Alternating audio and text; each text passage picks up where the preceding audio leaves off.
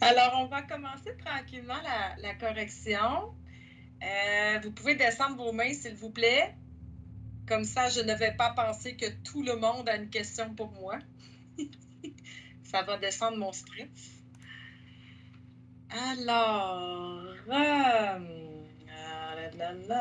bon, alors j'ai préparé le corrigé de la première, du numéro 1. Donc, je vais vous laisser quelques minutes pour vérifier que vous êtes correct.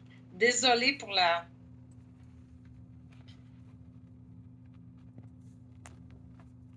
Oups, ça marche-tu, ça, ou c'est trop...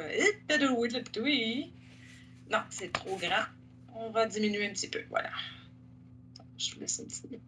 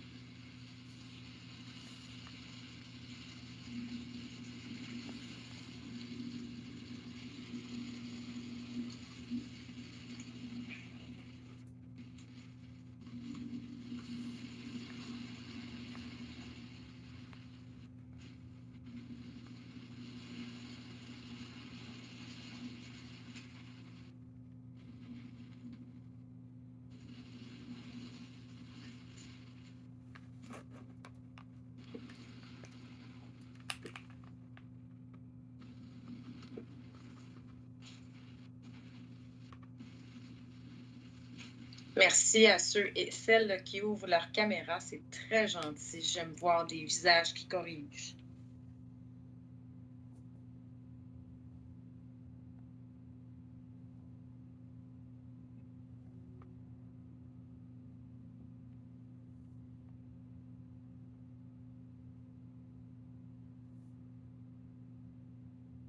Et madame, Mhm. euh, non, non, c'est ça. Désolé. Ça va? OK.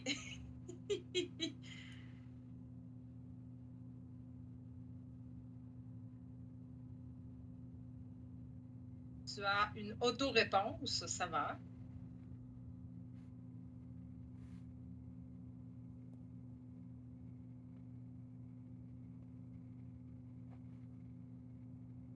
Ah, je ne dois pas regarder dehors. Ça, c'est un temps parfait pour la course à pied, hein. C'est froid, c'est super, c'est parfait. Alors, je ne dois pas regarder.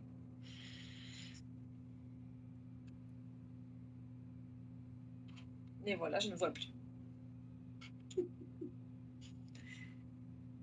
Est-ce que je peux passer au numéro suivant? Oui, Prof OK. José, Donc, oui, je t'écoute. c'est possible si nous ne nous parlons plus?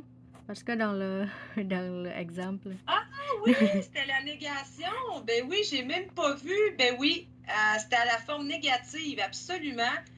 Ben oui, excuse-moi.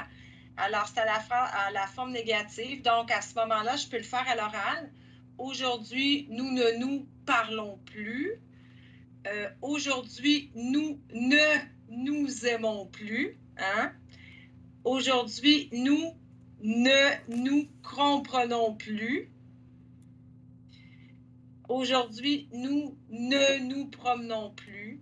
Ouais, alors, oui, bravo Luciana, t'as vu et moi, j'ai pas lu la consigne. Alors, oui, si vous l'avez fait comme le modèle, si vous avez respecté la consigne, tu as la bonne structure. Et si possible, c'est par exemple numéro 2. Nous nous sommes rencontrés. Demain, nous allons nous rencontrer plus ou nous allons nous rencontrer encore? Oui, oui, ça serait quelque chose de possible, absolument. Quelle est la différence entre plus et encore? En fait, plus, c'est ne plus, hein? C'est une négation.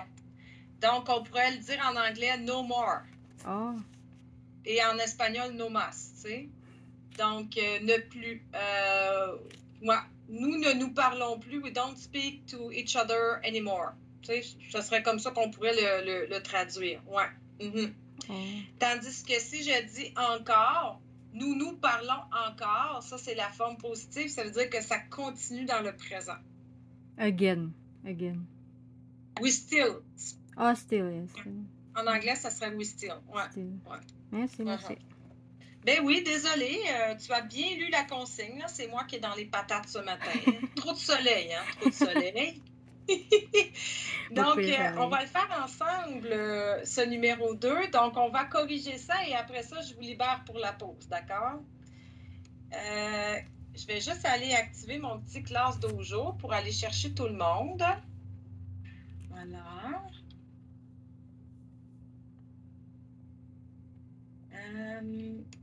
OK, je vais juste aller, pas annuler, je vais juste prendre mes présences et enlever ceux qui ne sont pas là.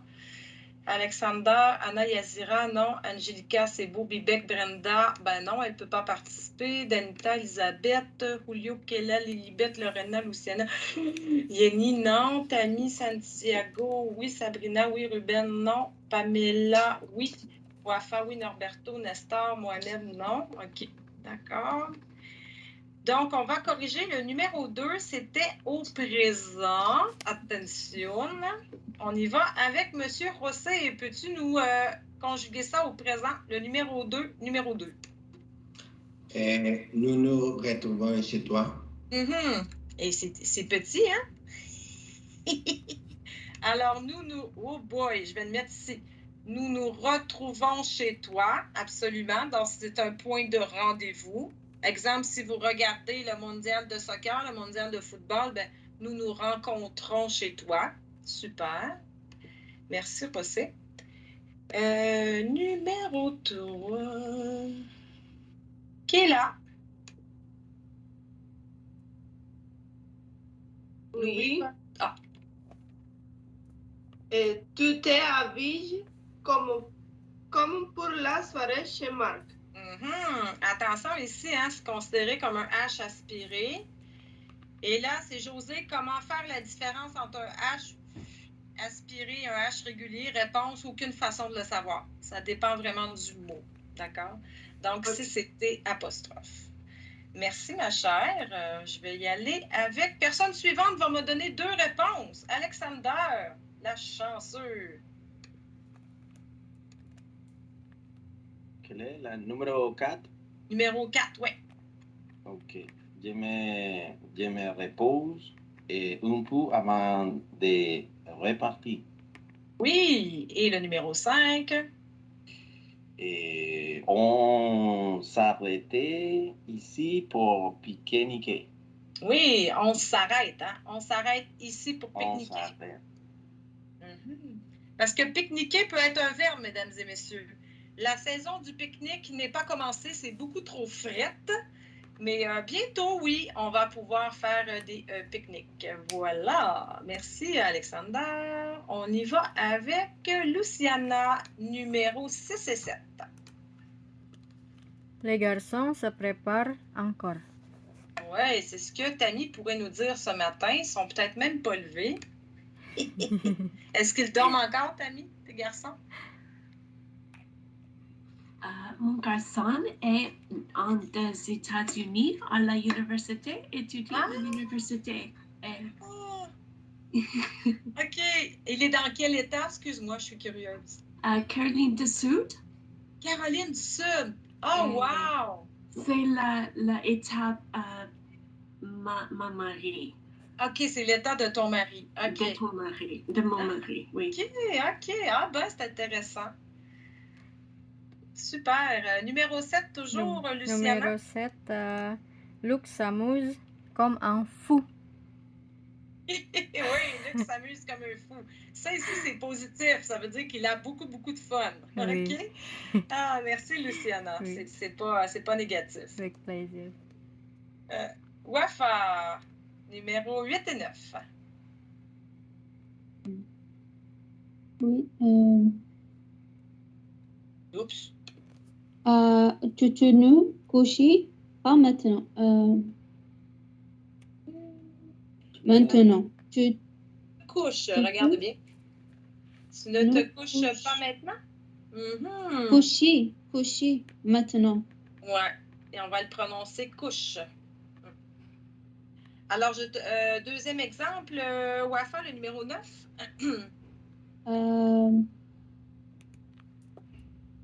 Les deux me promener en famille. Se promène en famille. Et là, les du lac, ça veut dire la famille du lac. OK? C'est un nom de personne, comme Gonzalez, comme Ben Abdallah. Alors, c'est un nom de famille. Okay. Et les du lac, ça veut dire les personnes dans la famille du lac. On va le mettre au pluriel. Les du lac. La maman, le papa, les enfants. Vous voyez? Alors, c'est plusieurs personnes, les du lac. Mais, si c'était écrit la famille du lac, là, c'est singulier, parce que c'est la famille. Mais là, on a le déterminant pluriel, les du lac, ça veut dire les personnes dans la famille. Ah, OK. Qui a la bonne réponse? Ça, c'était tricky, celui-là. Hein? C'était pas facile. Alors, merci beaucoup, Wafa. On va y aller avec une nouvelle personne. Lorena, on t'écoute, numéro 10 et 11. Elle se téléphone tous les jeudis. Elle se téléphone tous les jeudis. Exemple, une mère et sa fille, par exemple. Elle se téléphone tous les jeudis. Je vais mettre ça ici. Et le numéro 11, Lorena? Nicolas et Marie se revoient souvent. On va le mettre comme ça, regarde. Se revoit. Se revoient. C'est terrible, hein? Celui-là, il était heavy metal. Et finalement, le numéro 12, vous parlez en français? J'espère que oui. Mais des fois, ça fait du bien de parler sa langue aussi. C'est tout à fait normal. Alors, vous parlez en français. Voilà. OK. Donc, pour le numéro suivant, hein, il fallait le mettre au passé composé. Donc, je me suis lavée. Je vais demander à quelqu'un de me donner le passé composé des numéros 2 et 3. Vas-y, Bibec, on t'écoute.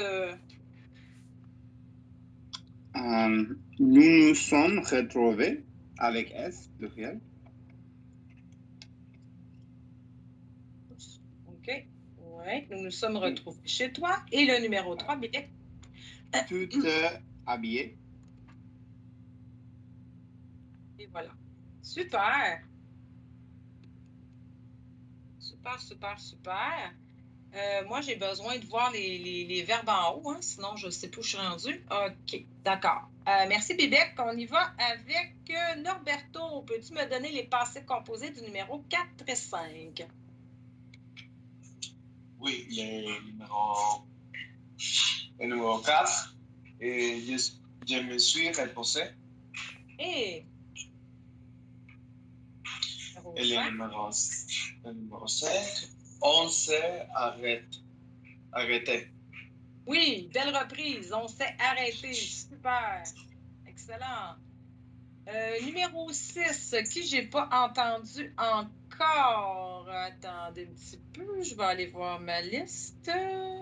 Ben, Tammy, tu nous as pas donné de réponse encore, je pense. Numéro 6 et 7, s'il te plaît, ma chère. OK. Les garçons se sont préparés avec S.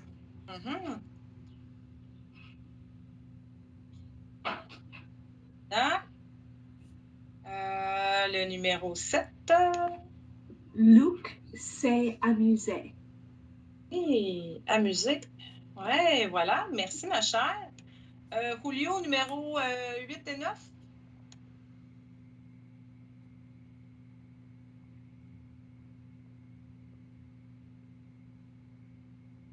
Julio, est-ce que tu es parti magasiner au Carrefour Laval?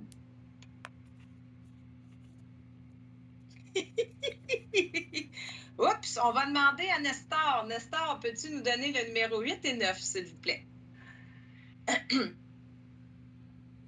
Oui, tu n'étais pas couché.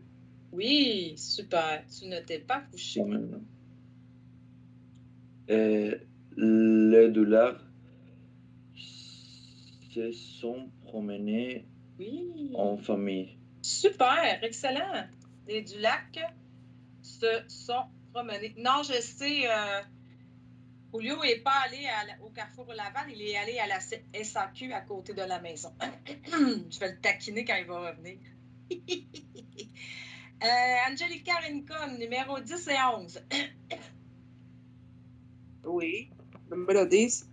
Elles se sont téléphonées tous les jeudis. Vous êtes rendu bon. OK. Et là, attention, hein, elle, alors féminin, pluriel. Ah! Et le numéro 11, Angelica. Ouf. C'est-tu? Numéro 1. C'est comme voir.